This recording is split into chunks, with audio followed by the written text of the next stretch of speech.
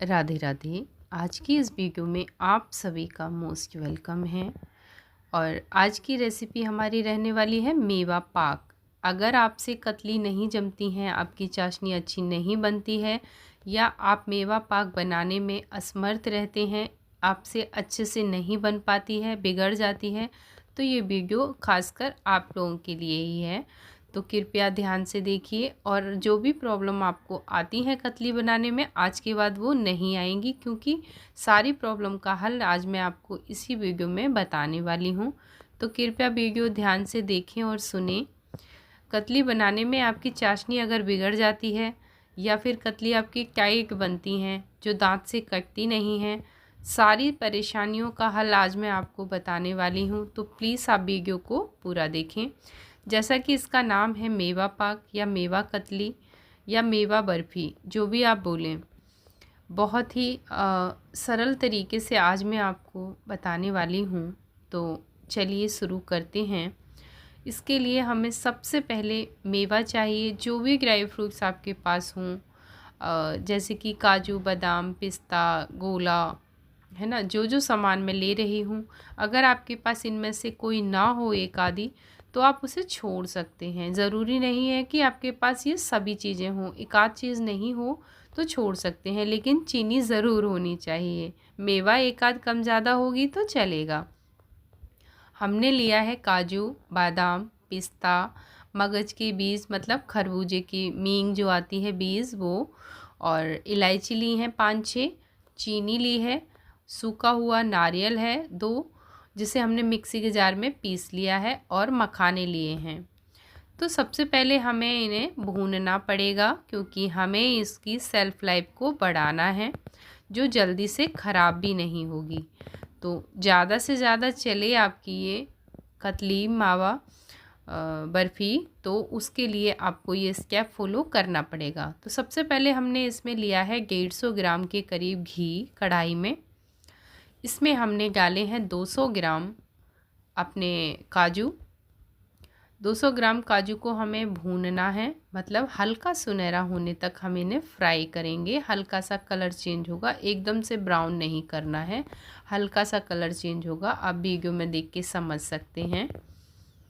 इन्हें हमें निकाल लेना है। ये भून चुके हैं, ज़्यादा देर हमें इन्हें नहीं छोड़ेंगे। और फ्लेम को आपको कम रखना है, तेज़ पर आप ना रखें, ठीक है। मीडियम फ्लेम पर ही हम इन्हें भूनेंगे। और मैंने छोटे वाले गैस चूल्हे पे कढ़ाई को रखा हुआ है।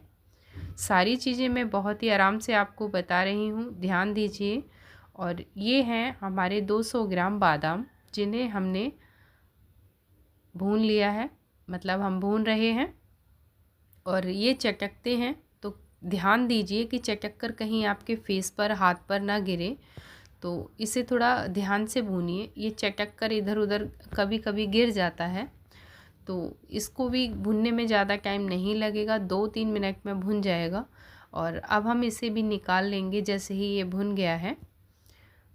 इसके मतलब तेज़ पर भुनोगे तो जल जाएगा, अंदर तक क्रिस्पी नहीं होगा, इसीलिए इसे हल्के पे भूनना है। और ये है मखाने 150 ग्राम। तो मखाने आप 150-200 ग्राम ले सकते हैं। मेरे पास ये 150 ग्राम के करीब थे, तो मैंने ले लिए हैं। और इन्हें भी हम भून लेंगे। मखाने मैंने बाद में डाले हैं, काजू को पहले भूनना था, क्योंकि काजू बहुत जल्दी भून जाता है। तो हल्की फ्लेम पर मैंने उसे भूना था, जब हल्का ऑयल गर्म था। और ये जो मखाने हैं ना, ये तेल ज़्यादा पीते हैं, घी ज़्यादा पीते हैं, तो इसलिए मैंने इसको बाद में डाला था। और मखाने भूनने का आपको कैसे समझना है कि इसका साइज़ ना छोटा हो जाता है, क्वांटिटी थोड़ी कम दिखने लगती है। अच्छा, जो घी बचा है उसमें लास्ट में हम डाल देंगे नारियल, मतलब गोला, सूखा नारियल जो है हमारा, जिसे हमने मिक्सी के जार में पीसा है, छोटा छोटा पहले कट किया है चाकू से और फिर पीस लिया है। और इसको क्या है ना कि नारियल में तो अपना ही एक ऑयल होता है, तो इससे ज़्यादा घी की रिक्वायरमेंट नहीं है भूनने के लिए हमें। तो हम जो हमारी कढ़ाई में ऑयल है, 1 आध चम्मच घी था, उसी में हम इसे भून लेंगे। तो ये अपना भी ऑयल थोड़ा सा छोड़ता है, तो इसको अच्छे से भूनेंगे ना, तो गोले गोले जितना भी आपका गोला होगा ना, उसका थोड़ा सा कम होगा, जो गोला है ना, दिखने में कम लगेगा। तो यही है इसका कि हाँ, हमारा गोला भुन गया है। तो इसे हम हल्का सा कलर चेंज होगा, इसे हमें जलाना वलाना नहीं है, आराम से भूनते रहना है और छोड़ना भी नहीं है। लगातार हम इसे भूनते रहेंगे और थोड़ी ही देर में आप देखेंगे कि ये कम दिख रहा है और इसे हमने खला लिया है। पहले आपने देखा था परात भरी हुई थी, अभी आधी सी दिख रही है, तो इसमें हमने निकाल दिया है। अब लेंगे हम मगज के जो बीज आते हैं खरबूजे के, इसे हम बिना घी के भूनेंगे, इसमें कोई घी वगैरह हम नहीं डालेंगे। तो अच्छे से इसको हम फ्राई करेंगे, मतलब भूनेंगे, रोस्ट करेंगे ऐसे ही। तो जब ये गर्म हो जाएंगे ना, तो एक चटकने की हल्की सी आवाज़ आती है ना, जैसे ही चटक चटक होती है तुरंत आप इसे ढक दीजिए। ऐसा मैं क्यों बोल रही हूँ, क्योंकि जैसे आप पॉपकॉर्न भूनते हैं वो निकल कर बाहर गिरते हैं, इसी प्रकार ये भी निकल कर सारे बाहर गिर जाएंगे और आपके इसमें फ्राई पैन में कुछ भी नहीं बचेगा, सारा गैस पर फैल जाएगा। इसलिए आप इसे ध्यान दीजिए। मैंने जिस प्रकार से इस पर जाली रख दी है, तो जब वो मतलब चटक रहा है तो जाली से कैच होके उसी में वापस गिर जाता है। अगर आप जाली नहीं लगाएंगे तो वो बाहर गिरेगा। तो इस चीज़ का आपको बहुत ध्यान रखना है। और ये 2 मिनट में ही भुन जाएंगे, ज़्यादा टाइम नहीं लेंगे। जैसे ही आपका ये बर्तन गर्म होगा और ये चटकने लगेंगे, बहुत ही जल्दी चटकते हैं। और गैस को आपको 2 मिनट बाद बंद कर देना है। देखिए मैंने गैस बंद कर दी है, उसके बाद में भी ये चटकते रहते हैं। आप देखिए ध्यान से तो आपको दिखाई देगा, उसमें से एक तो चटक कर इधर उधर गिरते हुए दिखाई दे रहे हैं। तो ये देखिए भुनने के बाद किस तरीके से ये मोटे मोटे हो जाते हैं और थोड़े ज़्यादा दिखने लगते हैं। पिस्ता आपको भूनना नहीं है, क्योंकि पिस्ता पहले से ही भुना हुआ आता है, इस बात का आपको ध्यान रखना है। तो ये सारी चीज़ों को हमने भून लिया है जो भी ली थी। और इलायची को 1 चम्मच चीनी के साथ हम पीस लेंगे, ठीक है। उसी जार में हम ये बादाम पीसेंगे, क्योंकि बादाम थोड़ा हार्ड होता है तो लेट पिसता है, तो बादाम और पिस्ता हम एक साथ पीस देंगे। मैंने जार में रखा है जिसमें मैंने इलायची पीसी थी, उसी में मैंने इसको पीस लिया है दरदरा। जैसे हम कट करते हैं छोटा छोटा, उस टाइप से रफली आपको इसे पीसना है। और इसके बाद हम जो काजू हैं हमारे, इन्हें हम पीस लेंगे। तो काजू क्या है ना, जल्दी पिस जाता है, 1-2 बार आप पल्स मोड पर चलाएंगे पिस जाएगा। इसीलिए अब मैं बोल रही थी कि तीनों चारों चीज़ों को अलग अलग हमें पीसना है। और ये देखिए हमारा काजू पीस कर तैयार है। इसके बाद हम इसी जार में मखाने पीस लेंगे। तो मखानों को भी हमें हल्का दरदरा सा हम पीसेंगे, एकदम फाइन पाउडर हम नहीं बनाएंगे। ये भी पिस गया है मखाना हमारा। और सारी चीज़ें हमने एक साथ ले ली हैं। इसके बाद आता है चीनी का नंबर। तो चीनी हमने ली है, चीनी में ही मैंने इलायची पीस के डाली हुई थी पहले। जितनी चीनी है उसका आधा हमने पानी लिया है। चीनी हमारी 400-500 ग्राम है, तो उसका आधा मैंने डोंगे से लिया था, तो इसी से आधा पानी डाला है। इसे हम चलाते रहेंगे जब तक चीनी हमारी घुलेगी नहीं, नहीं तो हमारा नीचे लग जाएगा, जल जाएगा, बर्तन में जाके लग जाएगी चीनी तो जल जाएगी। तो चलाते रहना है, ध्यान रखना है। चाशनी हमें एक तार की बन जाएगी और गाढ़ी सी चाशनी बनानी है, जैसे कि 2-3 तार उसमें दिखने लगेंगे। अभी उबाल आ रहा है, बड़े बड़े से उबाल आने लगेंगे इसमें बुलबुले से। और साइडों में कढ़ाई में ना जब आप चलाएंगे तो लगेगा कि चीनी जम रही है, तभी आपको ये जो हमने बना के रखा है पूरा भून भान के पीस पास के, इसको इसमें डाल देंगे काजू बादाम को। और सब इसमें मिक्स कर देंगे चीनी के साथ में और अच्छे से इसको चलाते रहेंगे। इसको थोड़ी देर हमें इसके साथ में, चीनी के साथ में हम पकाएंगे। मैंने इसको 5 मिनट पहले डाल दिया है, जितनी चीनी जमती उससे पहले मैंने डाला है, क्योंकि इसमें हल्की सी सभी में मिठास हो जाएगी और ये इक्वल हो जाएगा, सॉफ्ट हो जाएंगी सारी चीज़ें चीनी में जाके। इसलिए मैंने थोड़ा पहले डाला है, 5 मिनट पहले हमने इसे डाला है। और 5 मिनट तक अब हम इसे ऐसे ही पकाएंगे चलाते हुए। बहुत जल्दी पक जाएगा, 4 से 5 मिनट हमारी इसमें लगेंगी। और अभी ये पतला है, आप देख रहे हैं, ये बिल्कुल भी जमेगा नहीं, इसे हमें चलाते रहना है। और कहाँ तक आपको इसे चलाना है मैं बताऊंगी, कब आपको इसे बंद करना है, सारी चीज़ें बताने वाली हूँ। अब मैं इसमें जो मगज के बीज थे ना वो डाल देंगे इस टाइम पे। और इन्हें हमें पीसना नहीं है, ऐसे ही डालना है। जैसे हमने इन्हें रोस्ट करके रखा था भून के, ऐसे ही हम इसे डाल देंगे और फिर आराम से मिक्स कर देंगे। सारी चीज़ों को मिक्स करते हुए हम इसे चलाते रहेंगे। और ये देखिए थोड़ा सा हुआ है 2-3 मिनट में इस तरीके का, लेकिन अभी ये जमने लायक नहीं हुआ है क्योंकि कढ़ाई में नहीं छोड़ रहा है और ना ही कढ़ाई में ये जम रहा है साइडों में। ये लिए हैं थाली, इनको हमने घी लगा के रखा है। इस तरीके से आप उंगली से या किसी ब्रश से आप इस तरीके से इसमें घी की कोटिंग सी कर दीजिए, आप ऑयल ग्रीसिंग कर दीजिए इस पर।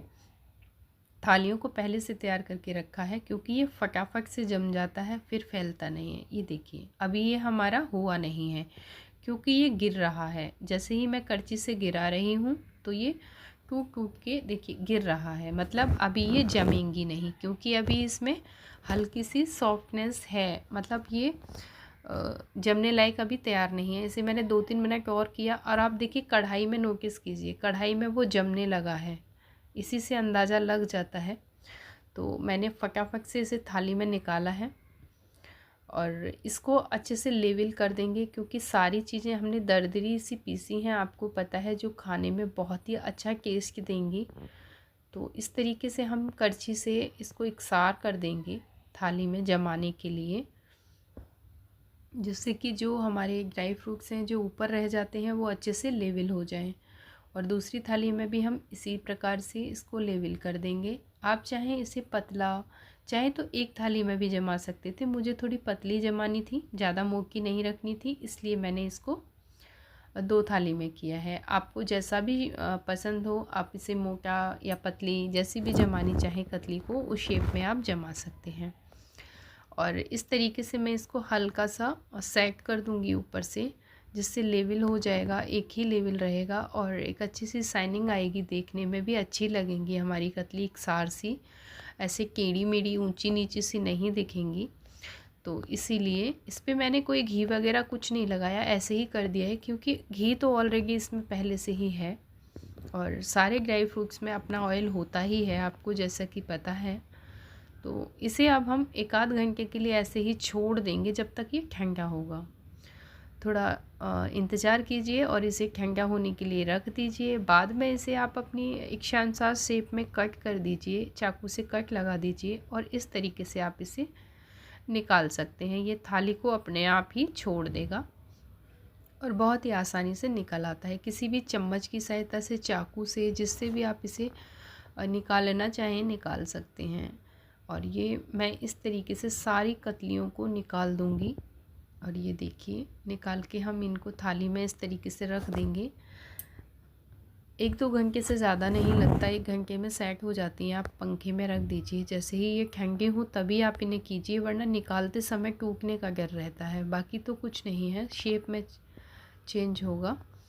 और आप देख सकते हैं कितने अच्छे पीसेस में ये बने हैं। अगर आपको वीडियो अच्छी लगी हो तो लाइक शेयर ज़रूर किया कीजिए और कमेंट्स करके बताया कीजिए कि आपको वीडियो कैसी लगी है।